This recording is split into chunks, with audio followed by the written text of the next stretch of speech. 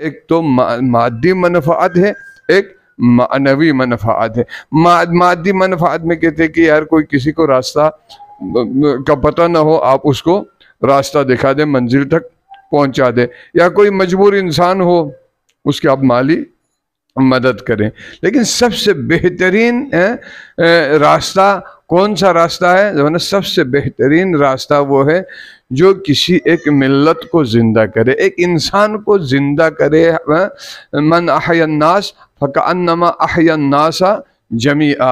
अगर एक बंदे को अगर आपने जिंदा किया तो समझ लो आपने पूरी इंसानियत को ज़िंदगी बख्श दी है। तो ज़िंदा करने का माना यही है।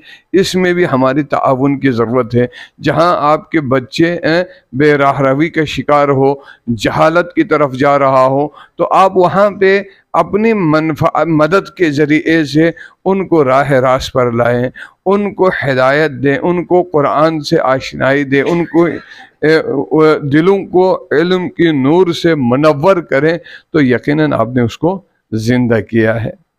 यानी जिंदा यानी कि माना दो है। एक इंसान अगर मर रहे हैं तो आप जाके हॉस्पिटल में किसी को खून की ज़रूरत हो तो आपने जाके उसको खून दे दिया, तो ये आरिज़ी ज़िंदगी आपने दे दिया। तो मुमकिन है इस आरिज़ी ज़िंदगी की वजह से भी हमने क्या किया, एक पूरे कुंबे की जान को बचाया, आने वाले एक नस्ल के लिए हम मुआविन साबित हुआ। लेकिन हकीकी माना जो इमाम जाफ़र सादिक ने भी इसकी तफसील इस आयत में फरमाया है कि ऐसा इंसान जिसके पास इल्म व आगाही न हो, ईमान न हो, जहालत की तरफ हो, आप उसको नूर की तरफ अगर ला सकते हैं तो समझ लो इससे ज़्यादा हयात देने के माने में और बेहतर माना इससे ज़्यादा नहीं हो सकते हैं। तो इल्म के ज़रिए से राह हक़ पे लाना और राह हक़ पे उनके लिए हिदायत देना, ये तमाम चीज़ें हमारे लिए, चूँकि तरबियत आप पैगम्बर अकरम सल्लल्लाहु अलैहि वसल्लम ने भी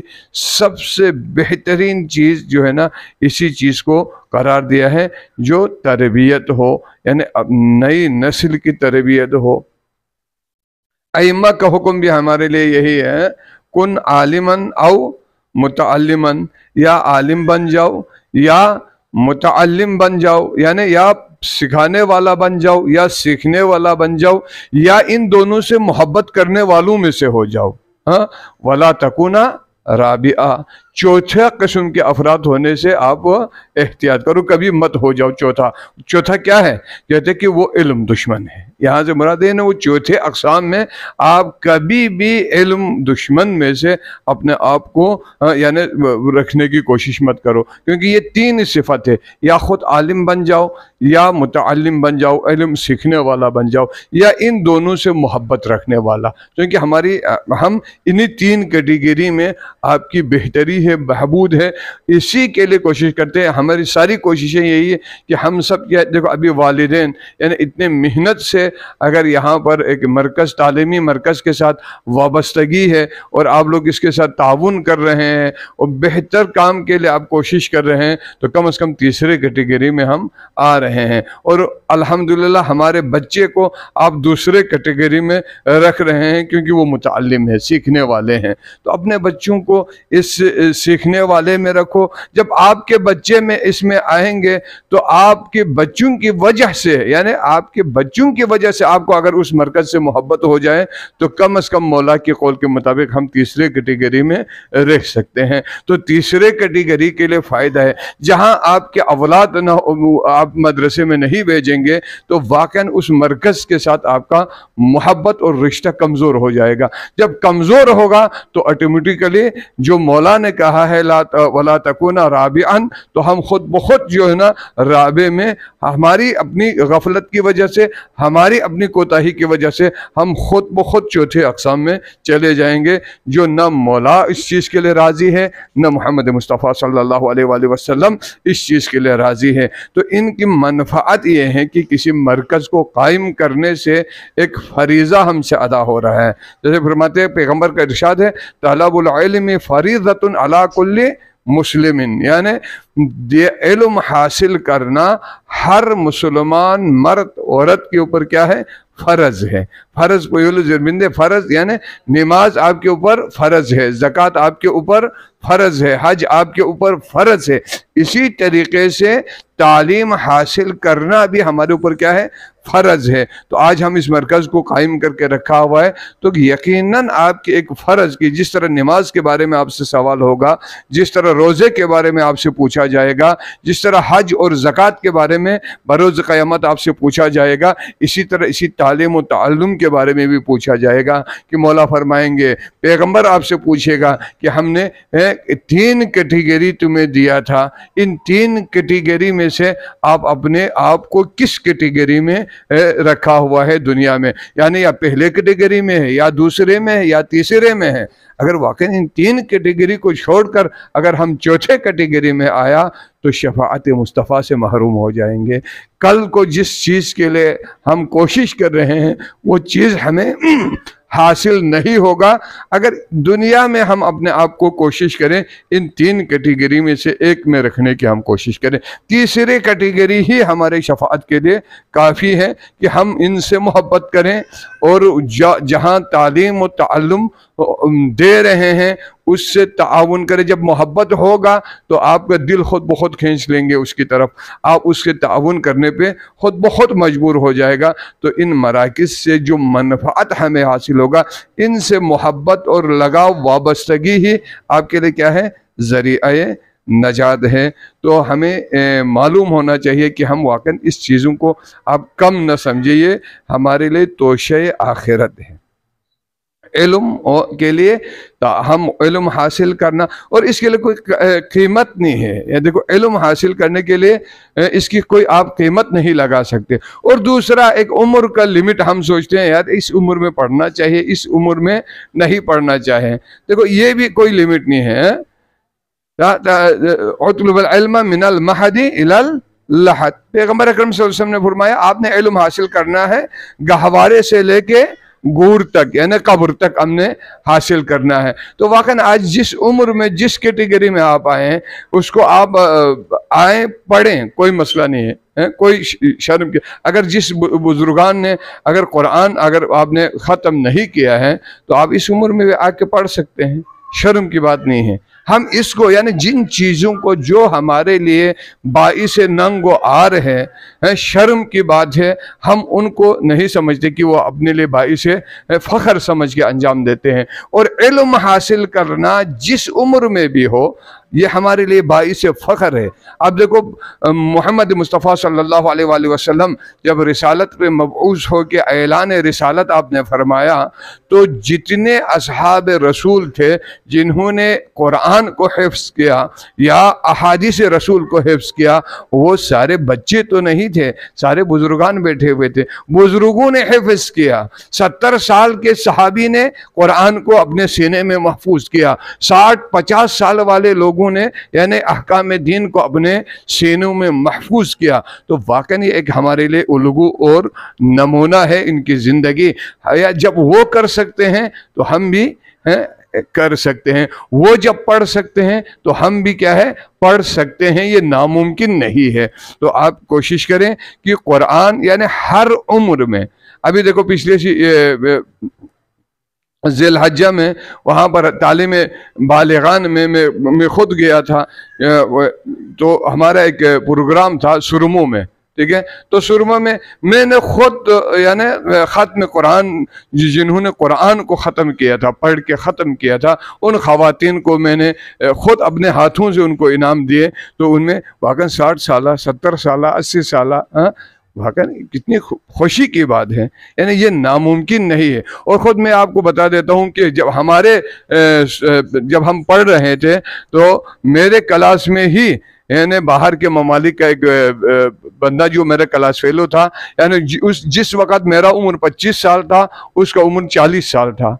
बाद में 10 साल के बाद उसने मुझे कहा कि मैंने 10 साल के अरसे में, मैंने कहा आप गायब रहा क्या किया? तो उसने कहा मैंने इस 10 साल के अरसे में कुरान को हिफ्ज़ किया। यानी 50 साल की उम्र में वो हाफिज़ कुरान बन गए। तो ये नामुमकिन नहीं है हमारे लिए। हम यानी इसकी तरफ हमारी तवज्जो नहीं है तो कम अज़ कम यानी अनजान हो के जाने से बेहतर है कुछ मालूमात लेके इस दुनिया से चले जाए, क्योंकि हम समझते हैं कि यार इल्म दुनिया तक महदूद है, इसके बाद हमसे पूछा नहीं जाएगा ना। इसके बारे में आपको कल क़यामत के दिन आपसे सवाल होगा, आपसे पूछा जाएगा कि आपने ये अमल क्यों नहीं किया, इल्म हासिल कुरान आपने क्यों नहीं पढ़ा। तो आप कहेंगे कि वाक़अन मुझे कुरान नहीं आता था। तिलावत कुरान के फयूज़ व बरक़ात से जब आप महरूम रहेंगे तो आपसे रब्बुल इज़्ज़त सवाल करेंगे आपने कुरान क्यों नहीं पढ़ा।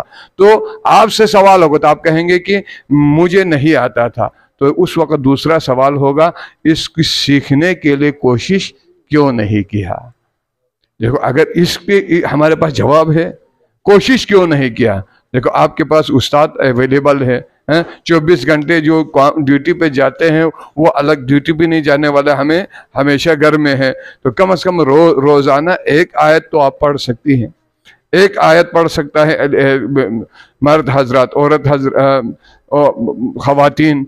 यानी कोशिश करें इस चीज़ के ऊपर, अपने अंदर इस शऊर को बेदार करें, ताकि क़यामत के दिन अगर एक सूरा भी आप कोशिश करके पढ़ के आप दुनिया से चले जाएंगे तो आपके ऊपर के लिए रब्बुल इज़्ज़त जब आपसे सवाल करेंगे तो आप ये कह सकते हैं कि परवरदिगार अपनी इस्तिताअत के हद तक मैंने एक सूरे को हिफ्ज़ किया, एक सूरे को मैंने क़राअत के साथ पढ़ना सीख लिया कुरान। तो कल आपको जो है ना वो जो फयूज़ व बरक़ात कुरान से हमें हासिल होगा वो कल क़यामत के दिन हम उससे महरूम नहीं रहेंगे। क्या? क्यों? लैसल इंसान इल्ला मा सा लहा मा कसबत व अलैहा मक्तसबत। ये कुरानी रूल है, इसी के लिए हम जो कोशिश करेंगे आपको वही चीज़ आपको मिलना है। अगर हम दुनिया में औलाद की मोहब्बत में आप गरक होकर रहेंगे तो औलाद के लिए सब कुछ लुटाने की फ़िक्र में आप रहेंगे तो मुमकिन है आपकी ये कसब हलाल